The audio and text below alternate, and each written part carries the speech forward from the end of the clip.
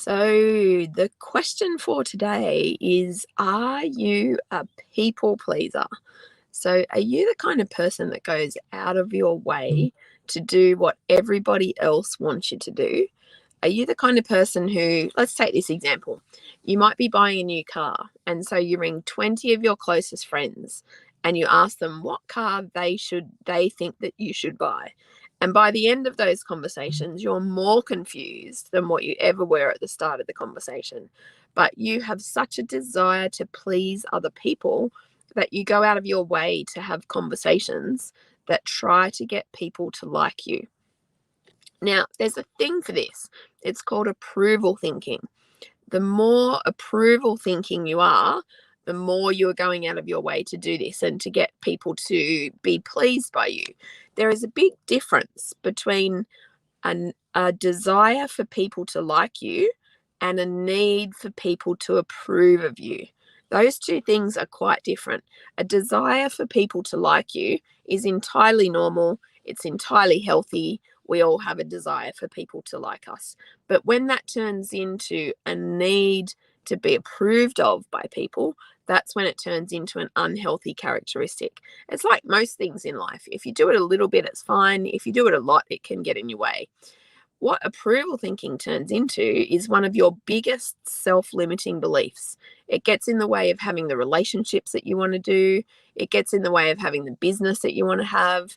Let's say you're in a business deal and you're negotiating with someone and you're so caught up with trying to get the other person you're negotiating with to like you that you actually do yourself a disservice and you come in lower than what you'd initially thought you would, or you cut something down so you're not even getting a margin. Those are the kinds of things that are the risk for people pleasers in business. People pleasers in relationships can be very, very exhausting because you never know exactly where you stand with the person. The person's never going to be totally honest about their emotions, how they're feeling, what they think about things, and you're always second guessing them. And the thing is, when you're always second guessing someone, you never get it right. So you constantly feel like you're being let down by a people pleaser.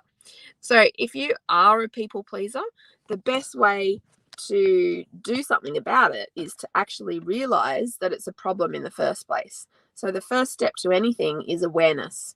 So if you realize that people pleasing is getting in your way and stopping you being able to live the life you want, then you need to stop doing that. One of the ways you can do this is by coming along to our mindset certification that we have coming up on September 2. All the details are in the link below in the post, so you can jump on and have a look.